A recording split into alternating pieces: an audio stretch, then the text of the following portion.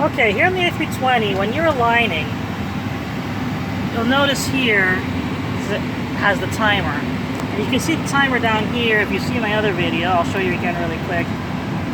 Timer up here and timer up here. Now, you notice that these are blinking. That means there's something wrong. So you go down to the init page like you saw me do. It has align IRS. It says enter position. So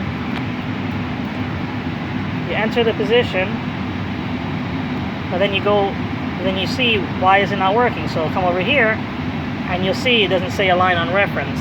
The IRUs, they're spinning. They're just not, and they're ready to put the information on the display, but it doesn't know exactly where in the world it is yet. So you got to actually complete the process. This is why when you're first aligning, you got to come to this init page, go to IRS init, and then come out down here, hit align reference, and then confirm align. And you're going to see these go away. If that goes away, IRN align goes away, that goes away, and then, well, this is an older Airbus, so the GPS primary won't come on as quickly, but on the newer Airbus it'll come on fast.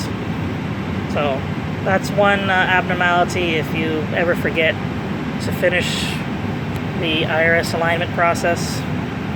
If you ever see that, don't freak out, just go back here and you do exactly what that is, what I showed you.